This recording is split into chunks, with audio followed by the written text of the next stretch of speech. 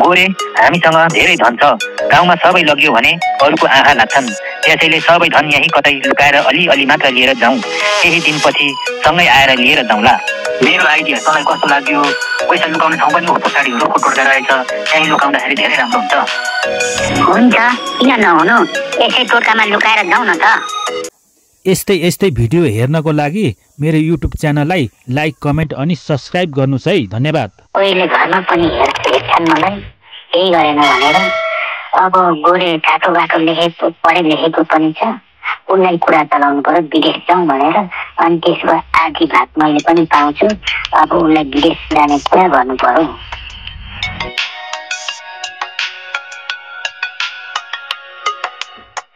तेरो खबर के छ हौ?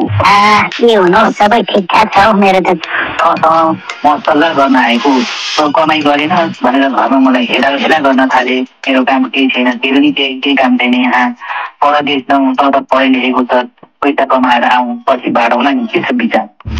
तेरो कुरा मलाई मन पर्यो। यहाँ बसेर बेकार बस्नुभन्दा त जाउँ न त जाउँ। गुड, हामी दुवैको कुरा मिल्यो। यस। ल अब तयारी गरौँ है त। भोलि नै जाउँ है त। हामी दुवैको कुरा मिल्यो, भोलि नै जाउँ। गुड, हात मिलाउँ। ल भोलि हामी दुवै तयारी गरेर गइहालौँ है। भोलि नै जानुपर्छ। के यहाँ बसिरहनु है। ल ओके, डन। थम्सअप पनि है त। ल भोलि सबैले जाउँ, तयारी गर्न गइहालौँ ल।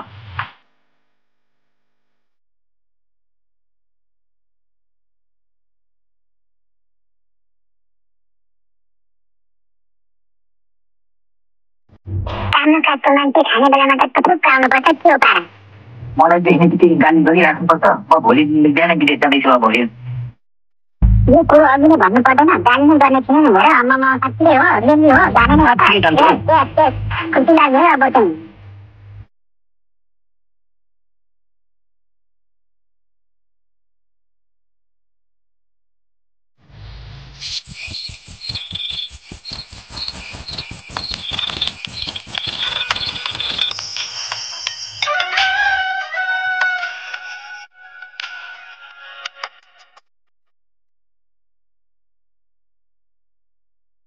होइन हौ, यो जुठे त अझै तयार भइसकेको छैन क्या हो। जुठे छिटो न तयारी।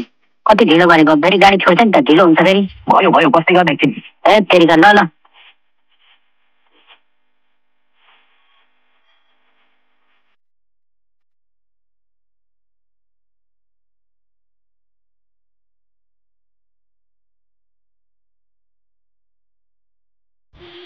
तिमीहरू त परदेश पो जान लागेको रहेछ त हौ। एक्कासी थाहै छैन त। हामीले त साथीभाइलाई नि भन्दैनौ, कुरा गर्दैनौ। के हो तिमीहरू त अचम्मको मान्छे। भाइ रिसाउँदैछ कि क्या हो? हामीले त्यस्तै पर त अचानक जानुपर्ने परिस्थिति आयो। हामी उहाँ परदेश गएर पनि हामी कल गर्दै गर्छौँ ल। जाउँ गयो है कोला भाइ। ल गएको है, बस्दै गर। हामी सँगै जाऊ। तिमीहरूलाई म पर टाढासम्म पुर्याइदिन्छु।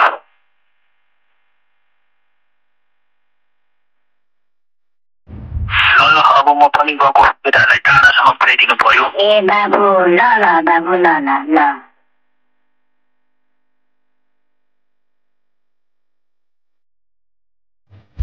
ए कोला भाइ, हामी धेरै बसिँदैन। 2-3 वर्ष पछाडि त हामी आइहाल्छौँ नि। ढुक्क तरिकाले बस्छ है भाइ।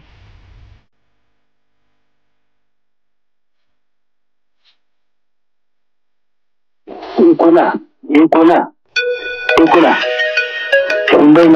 के हो? गाडीपट्टि के हेरेको? को छ? को भएको? कहाँ कसलाई हेरेको?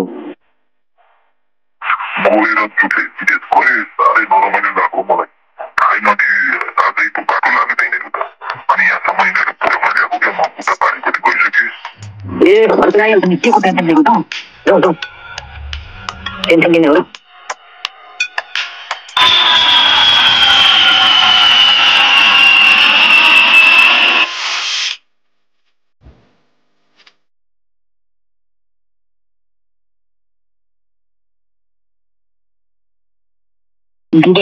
विदेशै हो नि। कति राम्रो सफा सुन्दर छ है। सत्यका गोमेको बुद्धिले गर्दा हामीले धेरै पैसा कमाइसकेका छौँ। अब त्यो पैसा सबै कसरी आफ्नो बनाउने होला? गोरे, हामीले धेरै धन कमाइसक्यौँ। अब अर्काको देशमा धेरै बस्न ठिक छैन। जाउँ घर, उहीँ केही उदन गरेर बसाउँला नि।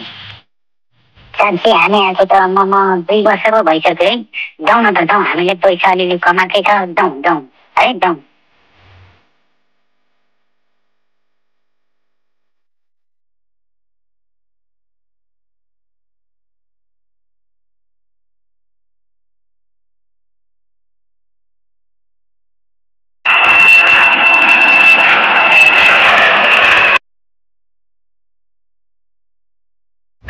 जसरी भए पनि यो सम्पत्ति सबै मेरो बनाउँछु। यो मैले त बोकेको छ, यो सबै सम्पत्ति अब मैले कसरी आफ्नो बनाउने त?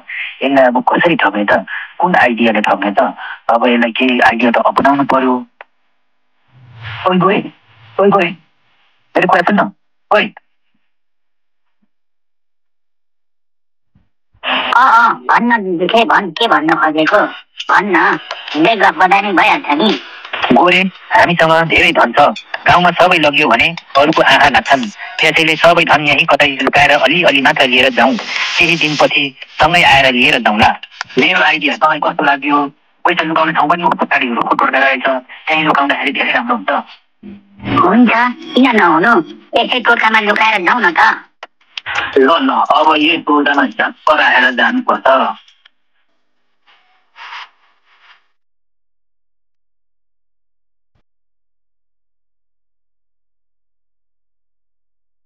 आवश्यक पर्दा दुवैजना सँगै भइहाल्छ।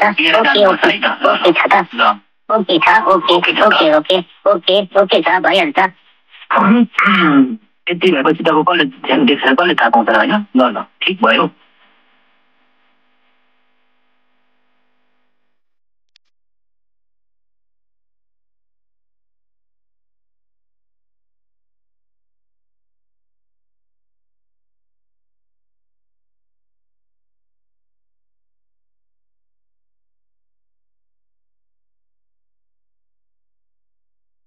अब त्यो धन म सबै ल्याउँछु, एकै ल्याउँछु, म आफ्नो बनाउँछु। त्यो पैसा सबै मेरै बनाउँछु। अब सुटु कतिले थाहा पाउँदैन। आहा, यो धन सबै मेरो, गाउँकै धनी मान्छे हुने भयो म पनि। अब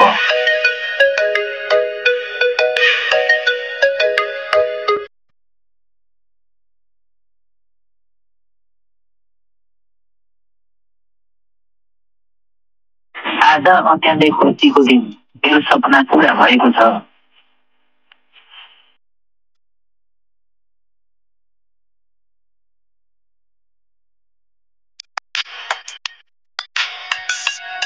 अब गोरेलाई मलाई साह्रो पैसाको समस्या पर्यो, पैसा झिक्न जाउँ भनेर जानु पर्यो। पैसाको समस्या पर्यो र तपाईँ नै भेट्न आउने थिएँ, बाटैमा खोपेको। ए ल राम्रै भयो। ल भइहाल्छ नि। समस्या नै पर्यो भने जाउँ न त पैसा झिक्न। ठ्याक्कै जाउँ ट्याप्पै पैसा झिकेर आउनुपर्छ। होइन, रुखको डोको त रित्तो छ त म के देख्दैछु गोरे? के देख्दैछु यो? त्यो के भयो यस्तो? रुखको पैसा छैन त के हो? यस्तो नि हुन्छ गोरे? मैले तँलाई साथी खाएर विश्वास गरेँ, आएर सबै धन कहाँ छ? अथवा साँच्चीकै छो रहेछ। अब पञ्चायतमा नडराउनु, मैले नि लगेको छैन, किन मलाई डराउनु पर्ने छ र? ल यो पन्त भेलाले मलाई चाहिँ राम्ररी न्याय दिनु पर्यो। म त बर्बादीमा परेँ, त्यत्रो वर्षको कमाइ। हेर्नुहोस् पन्तहरू, राम्ररी मलाई न्याय दिनु पर्यो।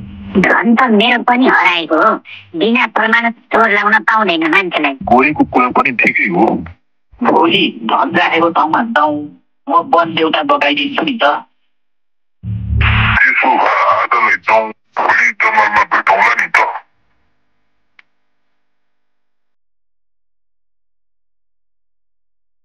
ए बुढा हजुर, आज छोराको लागि तपाईँले जङ्गलमा एक रात बसिदिनु पर्यो।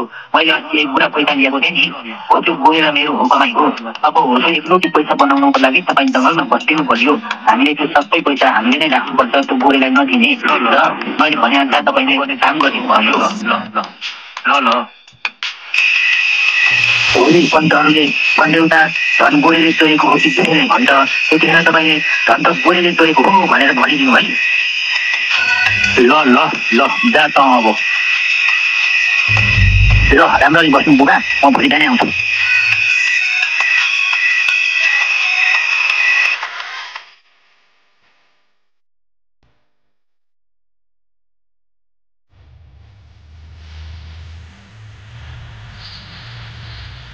ल अब शर्त अनुसार वन देउतालाई सोध्ने काम गरौँ है त, को चोर भनेर है। हे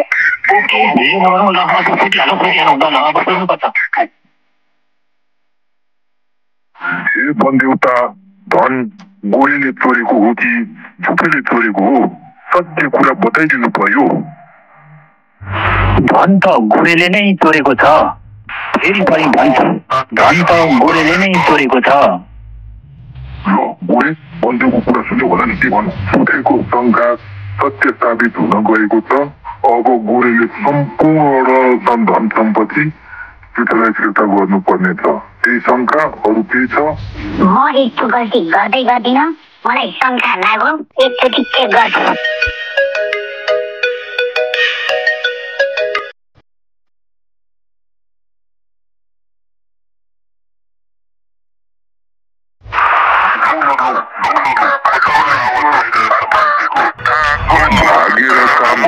भागेर काम छैन, चिनिहाल्यो। भागेर काम छैन, यता आऊ। के दुखी डाका फटाहा दिँदा त पक्रो छ। यत्रो समाजलाई दुःख दिन्छ हामीलाई। चोर फटा डाका, अब त चोर भनेर। यो सबै मेरो छोराले सिकाएर मैले गरेको हो, मेरो गल्ती छैन। अब म घर जान्छु, यो सारोस मेरो शरीर पोलिरहेको छ, म गएँ है त। झुटे चोर डाका, अब त्यो पैसा धन सम्पत्ति के कति छ सम्पूर्ण फिर्ता गर। अब पुलिसको हातमा तँलाई हामी थमाइदिन्छौँ, जाऊ त। मैले आफ्नै साथीलाई विश्वासघात गर्न खोजेको हो, म गल्तीको सजाय भोग्न म तयार छु।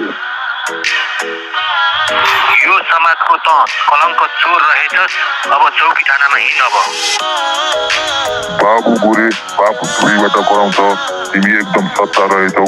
त्यसले अब आफ्नो कुकर्मको सजाय पाउनेछ, तिमीले न्याय पाउनेछौ। नमस्कार, मेरो भिडियो राम्रो लागेमा लाइक, कमेन्ट अनि सब्सक्राइब गरिदिनुहोस् है। Good by.